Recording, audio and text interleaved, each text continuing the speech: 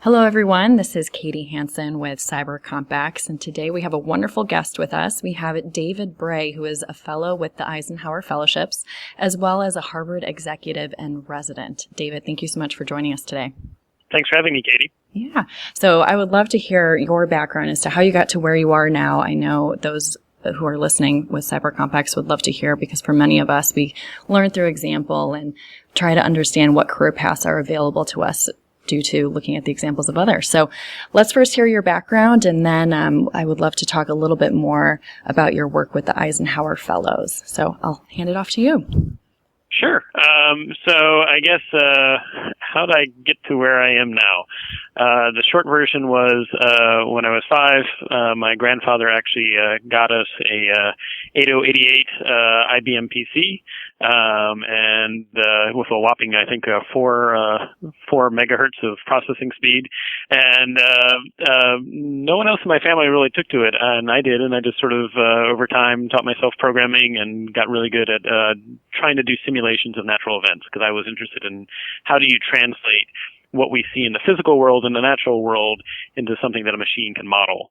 And that actually led to the government actually offering me a job when I was 15. This was in the early 90s, so Google wasn't around, and there were some really interesting things that could be done with either the Department of Energy and then later Department of Defense. One case, I got to work at an electron beam accelerator facility, and then later got to work with small satellites, seeing what we could do from sensing data from space. And spent a time working in the private sector with Microsoft and Yahoo. This was web development in the mid to late 90s. And just found that I missed the sort of mission call associated with some things that you can do in public service. Actually signed up for what was called the Bioterrorism Preparedness Response Program. In 2000, we were about 30 people. I was the one IT guy, and it was what we would do if a really bad day ever happened in terms of bioterrorism. And literally on September 11th, 2001, at 9 o'clock in the morning, was supposed to brief the CIA and the FBI as to what we would do if a bioterrorism event happened. Course 834, the world changed that morning, and we dealt with the response, later dealt with the response to anthrax, West Nile, severe acute respiratory syndrome, monkeypox, ricin exposures, and other events over the next 5 years. And that led me to eventually go get a PhD, actually in a business school, actually focused on how we could improve any organization's response, whether it be public sector or private sector, using technology, using cyber capabilities combined with humans to be more responsive to disruptive events. And curiously, after I finished my PhD, briefly did some stints with MIT and Harvard, only to then volunteer to deploy to Afghanistan. And that was really to help think differently about the issues that we were facing there, both in terms of humanitarian as well as military issues involving our NATO partners, as well as U.S. forces and coalition forces. Now, did you go over to Afghanistan? Was that just on your own volition in terms of study, or was that with a specific organization then? Yes, so I was actually traveling underneath Department of Defense travel orders, Office of the Secretary of Defense. So it was definitely an official capacity, because I probably would imagine if I landed in my own personal capacity, they probably would have stopped me. But it was quite interesting all the same, because I actually entered into Afghanistan on a NATO plane. It was a Spanish-speaking Spanish C-130, in which the pilots all spoke Spanish. My Spanish was very limited, but there's some point in your life when you start, weaving amongst the mountains in Afghanistan, when you say, what in my life has led me to being on a plane with a Spanish pilot, and actually had lost our luggage, and so we were going in actually with no luggage into Afghanistan. So well, that's a good start to a great trip. It was. So then from there, you were doing research in Afghanistan. Mm-hmm. Yep, worked in Afghanistan for a while, and then came back and on a nonpartisan basis worked at a place called the Institute for Defense Analyses. We would write policy suggestions regarding either national security issues, cybersecurity issues, and then different executive branch agencies could either take it or bury it if they didn't like it. And so it was we were meant to bring the science, but not be political. and later had an opportunity to come on board as a senior executive with the information sharing environment, which exists to share relevant information with the appropriate privacy and civil liberties controls amongst the defense, intelligence, diplomacy, law enforcement, and homeland security communities at the local, state, federal, and even international level, again, with the right controls in place to share information. That led to me to have an opportunity to actually serve as the executive director on an R&D commission. It was a national commission with 6 members from both political parties on both sides. I was the one nonpartisan executive in which we reviewed the R&D efforts of the intelligence community. And then more recently, showed up at the FCC, Federal Communications Commission, as their CIO, and we've just completed a major effort to move all our systems that we had on premise. More than half of them were more than 10 years old, and they were definitely legacy systems. We were able to move them to cloud-based services or a commercial provider because just the economy of scale, given that the FCC is small, we're only about 2,200 people, and when you include contractors, just the economy of scale that we can get, we just can't be able to move at that scale in today's world without going to commercial solutions instead. Yeah. So is that where a lot of government offices, is that where they're moving right now? And is that the transition we're seeing? That is the goal. In fact, the Federal CIO is right now pushing it. And it was really just, when I parachuted in, it was just sort of, we're 2,200 people. Even if I spend 100% of my budget on IT security, I can't match the investments that large cloud providers are providing. And thus, the solution was simply, let's see what we can do to go to commercial solutions. And we made it actually a stretch goal, which was in 2 years to have nothing on premise. And the good news is we achieved that. Wow. Fantastic. So I know that you've been involved in the Eisenhower Fellows. That's something that I definitely want to focus on today. And from my understanding, Eisenhower Fellows, I'm even just taking from their website here. So they identify leaders who share in President Eisenhower's belief in the powerful possibilities of a more peaceful, prosperous, and just world through the use of getting them involved in projects of impact around the world. And so from my understanding, was it last year then that you did this trip with the Eisenhower Fellows? And can you tell us a little bit more about what your project, the focus was on, and what you learned from it?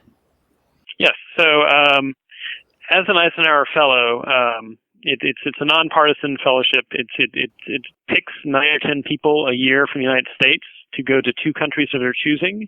And you propose an issue that helps advance world prosperity, world peace.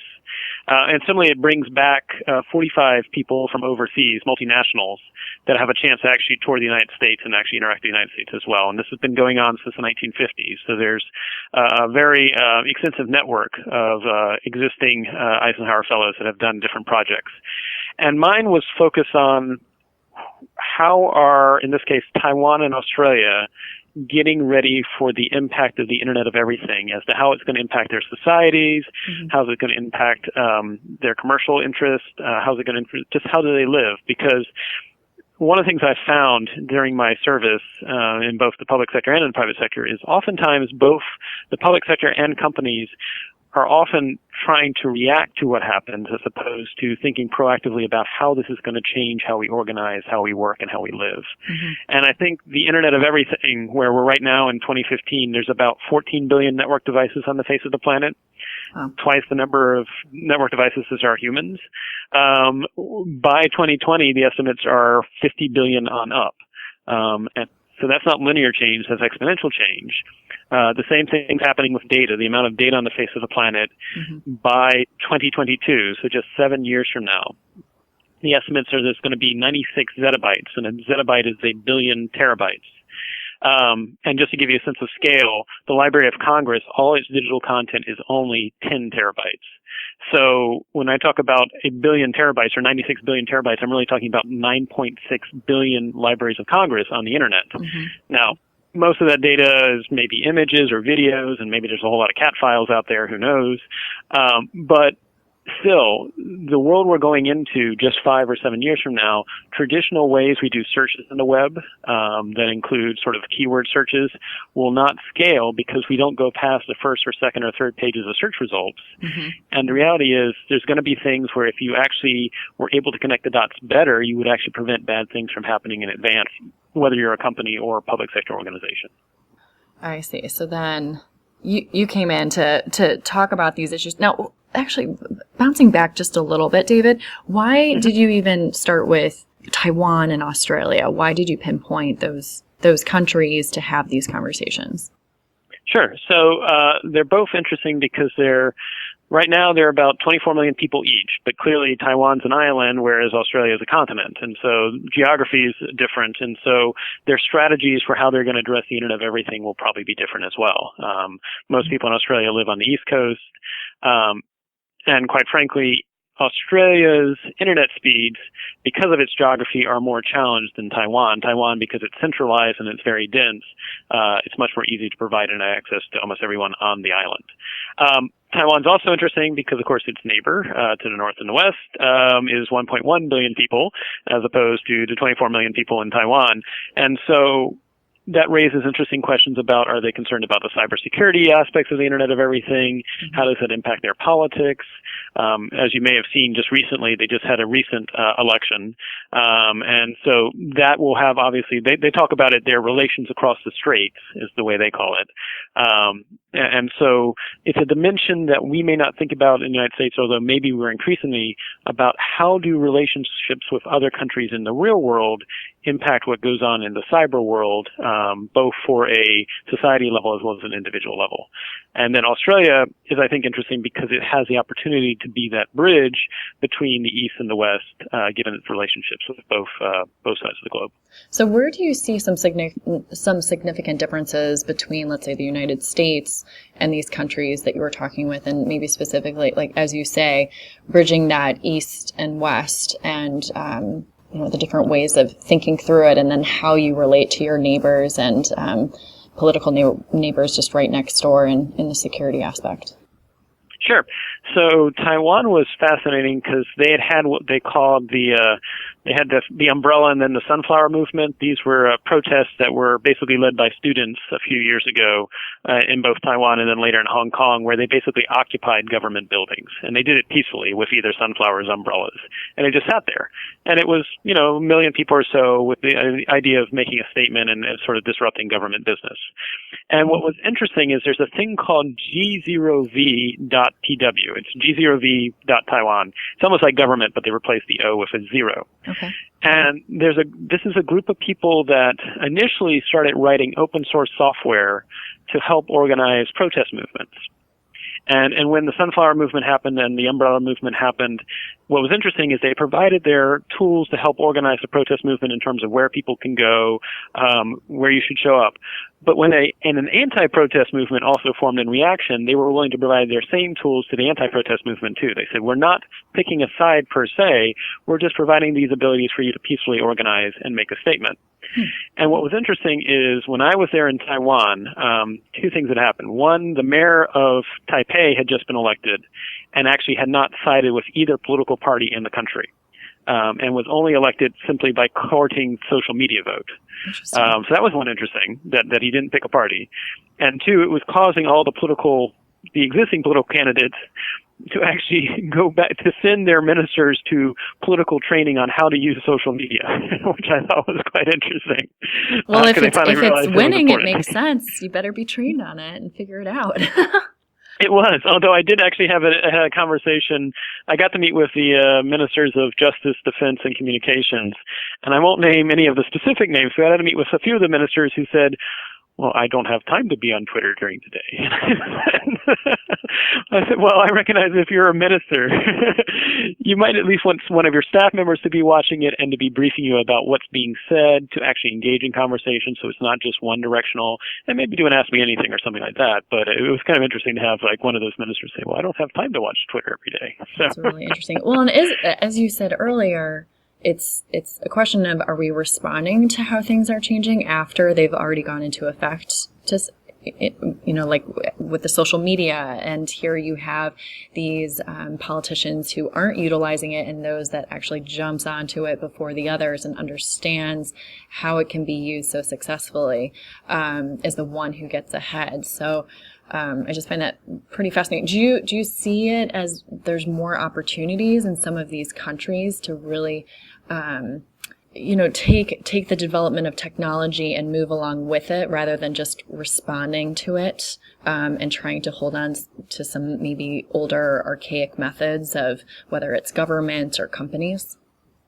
Yeah, so that's a great question, Katie. I think in some respects, for those of us in the digital world, we always know the challenges of old code. I mean, there's always old code, and sometimes it can have vulnerabilities, sometimes it can have exploits, sometimes it just runs slowly. And I think the reality is both in the digital world as well as the real world. In the real world, there's also legacy code. It's just not as 0 and 1, but that's often how societies operate and organize. There's a whole lot of legacy code. Mm-hmm. And that we can take the same principles of looking for interesting ways to either rewrite the code or maybe patch interesting things together. That the world we're going into, as when I talked about the Internet of Everything, it's exponential change. It's not linear change. The challenge is most of society's legacy code was built to be incremental and, at best, linear.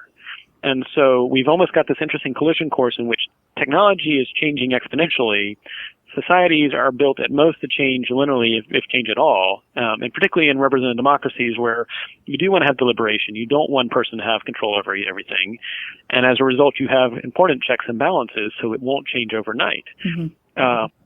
But that raises interesting questions about if you do need to change rapidly and you don't want it to be biased or one person to have too much power, can representative democracies keep up in an exponential era, or are various systems of deliberation which are good slowing us down compared to maybe dictatorships and oligarchies? And I have two things of hope that I'll actually put forward, so I don't want to necessarily depress you and the other listeners. I like hope. First sign of hope. Hope is always good.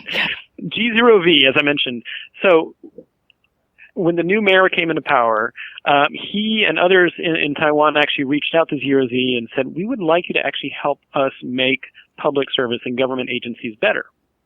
And so G0V actually has now grown to being more than, I think, 5,000, maybe even 9,000 people in Taiwan that work day jobs doing whatever they do in the private sector or in education or something like that, but are willing to spend either their weekends or nights contributing open source code as volunteers.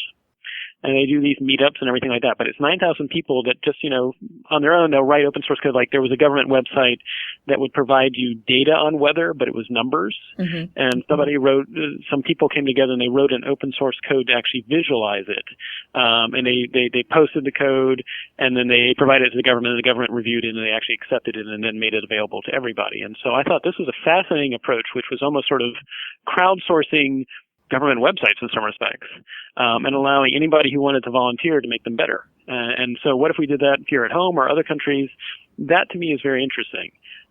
Australia also I had interesting hope because one of the things they started to do is when something can't be resolved, a thorny issue can't be resolved at the national level because maybe it's too polarized or too divisive. They'll actually assemble juries. They'll do jury-based approaches where maybe it's 20 or 30 people picked at random from whatever region is being affected. Maybe it's a dispute over water as to what water should be used, as to whether it should be used for farmland or for drinking. Mm-hmm. And they actually will assemble these people and they're chosen at random, so they're supposed to be representative of the region, and say, okay, you now have 2 weeks, given these constraints, to prepare a brief for the legislature on what you would do. And you can work together.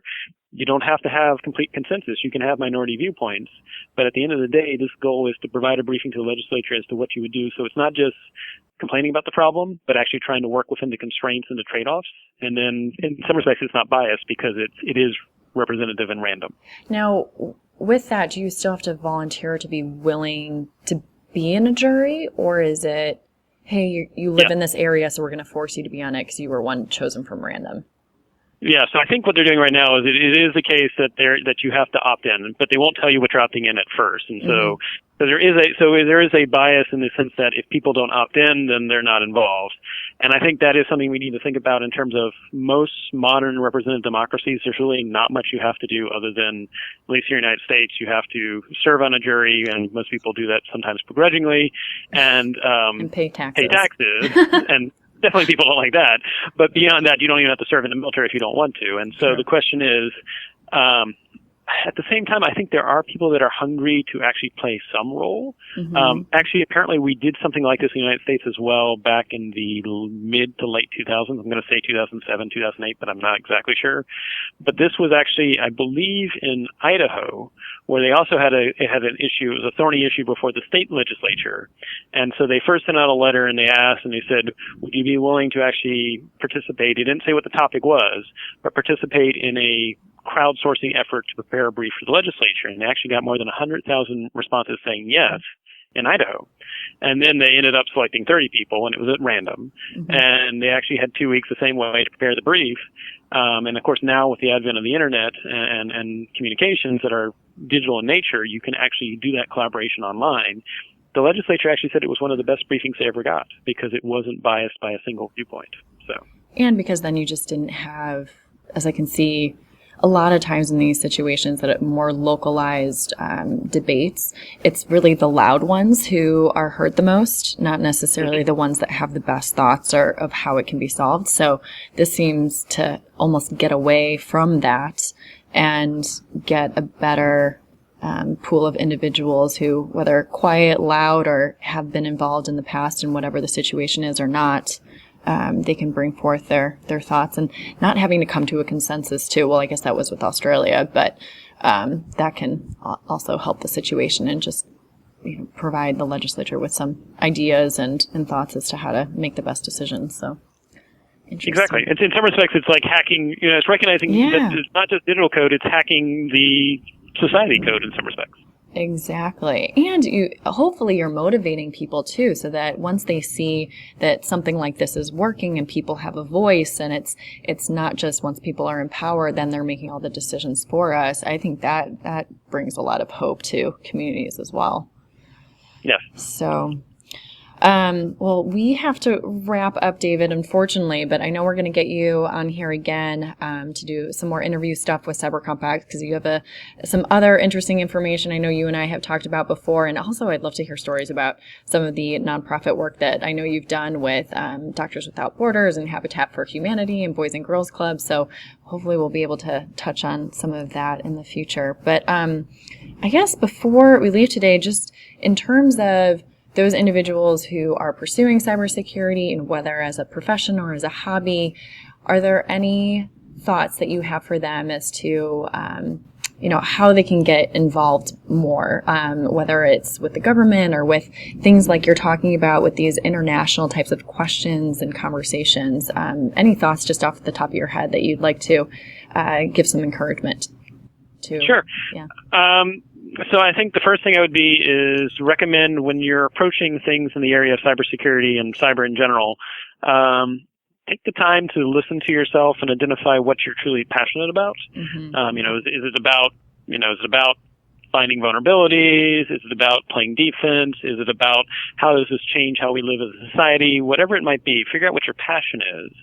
And then from there, scan for opportunities to meet with other people that are similarly motivated. I often call these people positive change agents.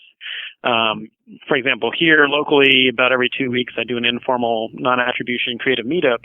And I find that it's just interesting conversations that I learn a lot from and benefit from, amongst other people that are similarly motivated. And so wherever you are in doing cybersecurity and cyber issues, you too can either find or even create on your own meetups of interesting individuals, because I think it's interesting that there's the perception that, hackers and those that are skilled in cyber are lone individuals. And I freely admit I'm an introvert. I am an introvert.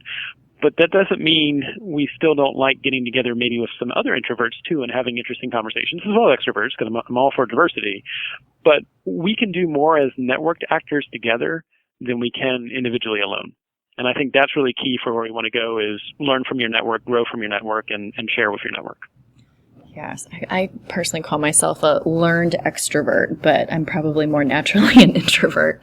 Same here. Yeah, sometimes you get thrown in situations where you just got to learn and deal with it. And people are fascinating. So as you say, find those positive influencers and changers and have great conversations and learn from one another and figure out what you're truly passionate about. So Great words of wisdom right there, David. Thank you so much. And I also just want to make sure that we mention, if anyone's interested in learning more about the Eisenhower Fellows, go to their website, www.efworld.org. Go there, check it out. They have both, I believe, international and national programs. Is that right, David? Yes, that is correct. And let's see. And then also Twitter, follow us at CyberCompX on Twitter, as well as David's Twitter handle is at FCC_CIO. He's very active. So all of you should definitely follow him. And David, we look forward to having you on here again sometime soon. Thanks for having me, Katie. I really enjoyed the conversation. Yeah, thanks so much. And we'll talk soon.